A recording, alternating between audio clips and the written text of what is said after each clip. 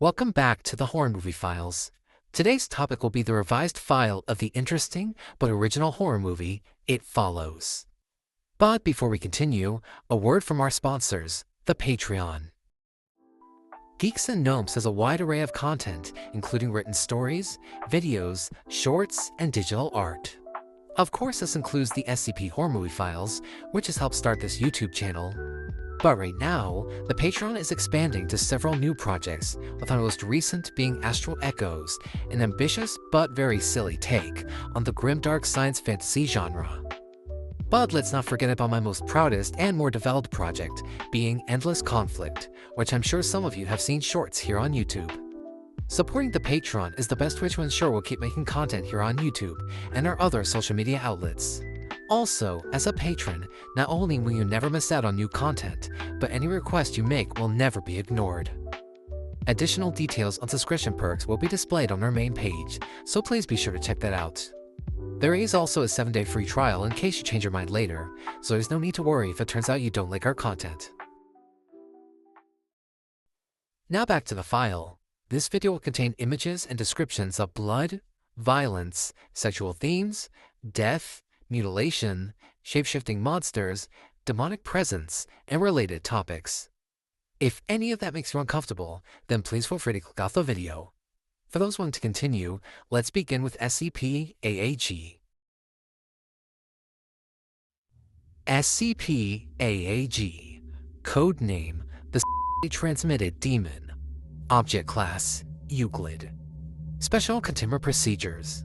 SCP-AAG is contained within a 4x4 meter metal container within Site-AD. The metal container has a security camera in the ceiling showing a live feed of SCP-AAG through a thermal camera view due to normal viewing being ineffective in spotting its presence. The steel walls of the container are engraved with thaumaturgic sigils meant to absorb and bounce back any damage it receives, preventing SCP-AAG from using brute force to break out.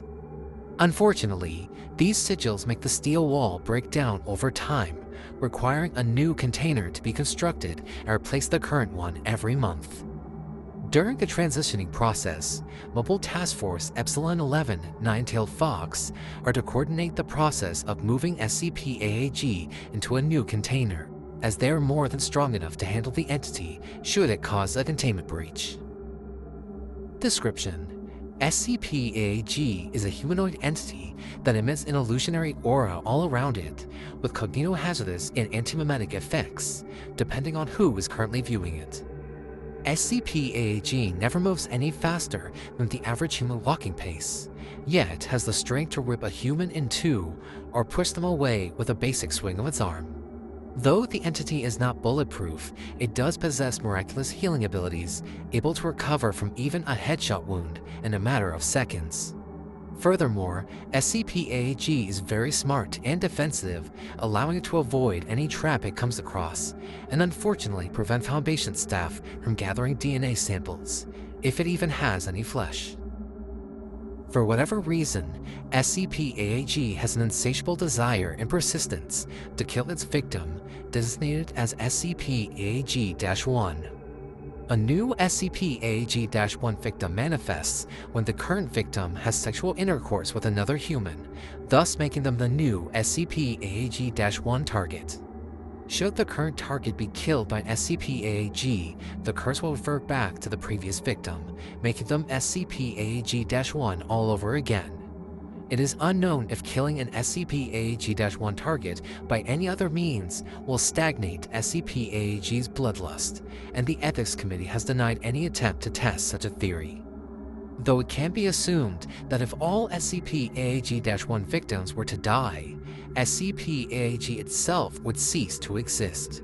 However, this would only work if the current target and all past targets stop being sexually active, and the chances of that are highly unlikely. Even with all of this in mind and the regeneration taken into account, SCP-AAG should not be considered a threat by Foundation standards. What truly makes the entity a threat is the previously stated illusionary aura that prevents most from even knowing it exists. The illusions that surround SCP-AAG make anyone who is not cursed as an SCP-AAG-1 target unable to see it or even comprehend any aspect of its existence, with the sole exception being physical contact. It is believed this is the result of some kind of anti-mimetic property, but there is currently no way to prove this. Though, like all corporeal entities with anti-mimetic effects, once SCP-AAG interact with an object or living being, its presence can be somewhat comprehended. Reports from past survivors of the SCP-AAG-1 curse have confirmed that the best way to show SCP-AAG to others is to wrap an object around it, preferably a blanket, to allow everyone nearby to comprehend where exactly it is. The only people who can see SCP-AAG are current and past victims of the SCP-AAG-1 curse, but they will never see it in the same form twice. SCP-AAG seems to be viewed by victims of the curse as always something uncomfortable, uncanny, or anything related to their fears, though on rare occasions it seems to take on the form of a current friend or lost family. It is believed this is the result of a cognitive effect related to the illusionary aura that SCP-AAG exploits, but again, there is currently no way to confirm this. Additionally, it is believed that SCP-AAG intentionally takes on these forms as a way to mock or give greater terror to the current target as it hunts them down. As a side note, this cruel behavior is why its codename states it as a demon, despite there being minimal evidence supporting it being a demonic entity of any kind that the Foundation is familiar with.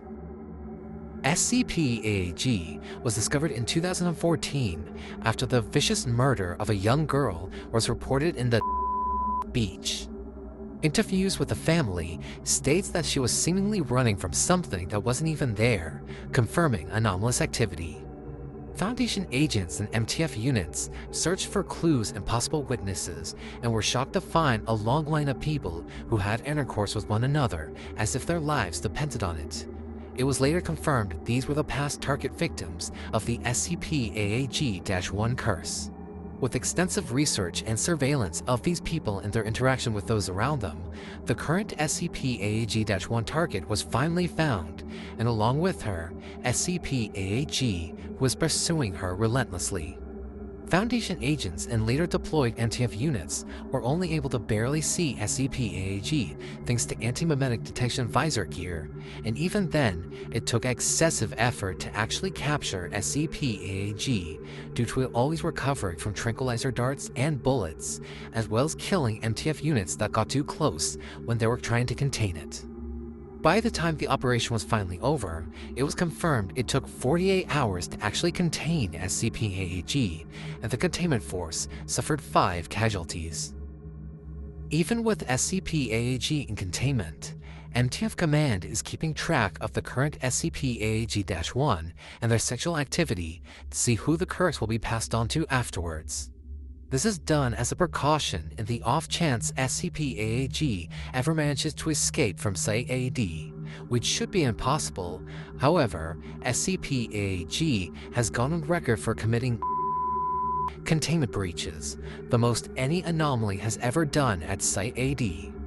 Perhaps ironically, when SCP-AAG does commit a containment breach is when we are able to obtain blood samples due to it getting injured by MTF-11 as they recontain the entity.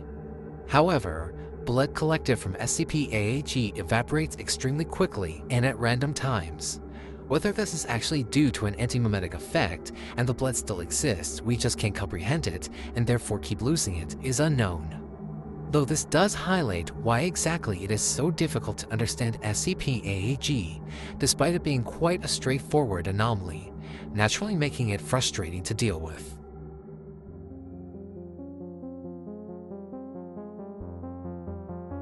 And that was the revised file of SCP-AAG.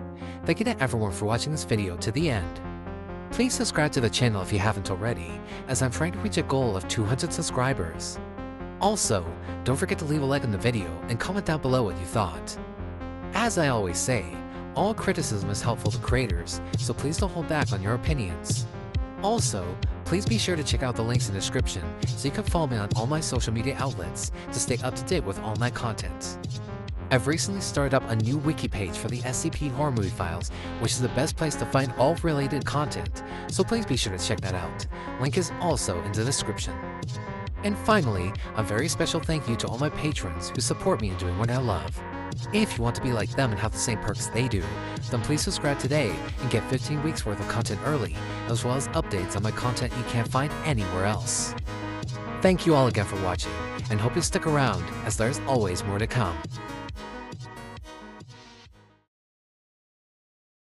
In case it wasn't already obvious, the acronym for the codename of SCP-AAG is the STD.